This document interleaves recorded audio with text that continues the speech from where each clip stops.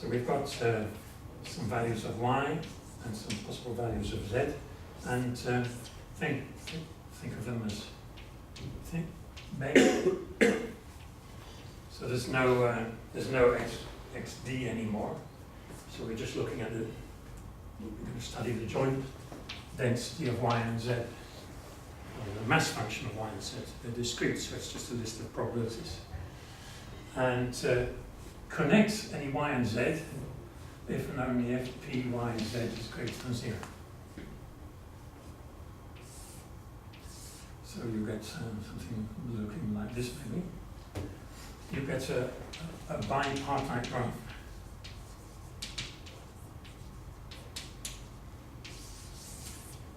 And for the time being, let's only look at y's and z, which have positive probability marginally. That means every point here has to be connected to something on the other side, because the sum of the p, y, z's for a given over z for a given y is positive. So there are connections from everywhere to somewhere on both sides, and you can look at this graph. So restrict to y, z with p, y greater than 0, z greater than 0. You can put them back in again later without any difficulty. Look at this graph. It may or may not be connected. If it's not connected, it falls apart into a number of connected components. And on each component, so each component is what you find out by just looking at what it is you're assuming is that the distribution of x given this particular y and z is the same as the distribution of x given this particular y and z. And so if there are some more connections, you can go from here to here to here to here. The distribution of x given all the yz pairs which are connected together in one component is all the same, are all the same. That's what you want to prove, or that's what he proves, which is a completely trivial thing. So it is a completely trivial thing. It's a completely trivial thing for the discrete case. That if we make this a bipartite graph, so it's a graph on the disjoint union of y's and z's. And I draw an edge from a y to a z if the probability of that y and z together is positive. But so you have to do calculation to go from one connection to the next or something? Yes, so here's p y y z is greater than 0, and here's p y prime z is greater than 0. Yeah. And the distribution of x given this y and z is the same as the distribution of x given y prime and z. Okay, so you use the assumption that is marginal I'm given one, and that's... Yeah.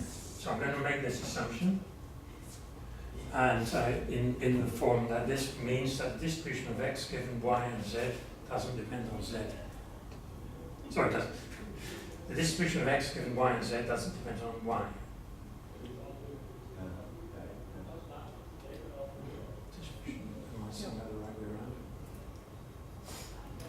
Now I'm getting confused, so it's probably better not to go on past mine. But so the values of y similarly also fall apart in a number of different blocks. So there are corresponding partitions of the y's, of the z's, and the pairs yz with positive probability. And it means, so if we label these blocks with, let me say, little w, it means there exists a random variable w, which is a function of y, and it's simultaneously a function of z, and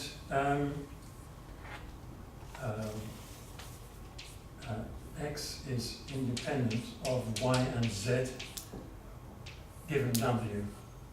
So this is now an if and only if. This is true if and only if two things I wrote over there. Independent of y given z and x is independent of z given y.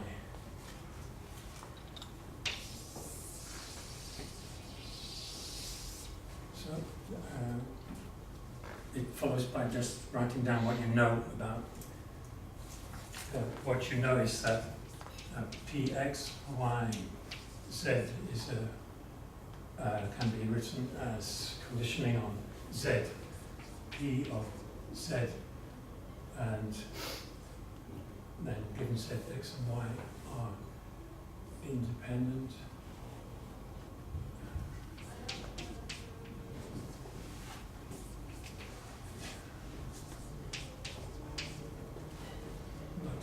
From the second statement, it's also equal to, now we're conditioning y, p of y, blah, blah, blah, blah.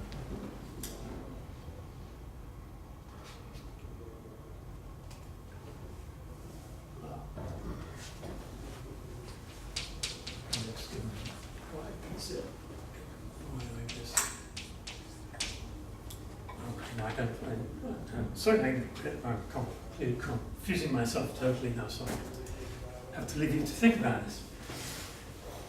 But this is what is, this statement here follows just by doing elementary probability and definitions with these discrete random variables. And I spent a lot of time wondering if this would be true in general or in holy spaces or whatever. And I think it is, but I can't say anything definite at the moment. And and Sullivan's proof disappoints me because he says, yes, this is an example of the prime decomposition of blah, blah, blah, blah, blah, toric varieties and so on. But actually, all he actually does is the simple probability calculations, which you can do without knowing any algebra at all. So you can find the result knowing just elementary probability very, very rapidly, and the algebra doesn't help me, but it may be nice for you. Okay, so I have to stop now.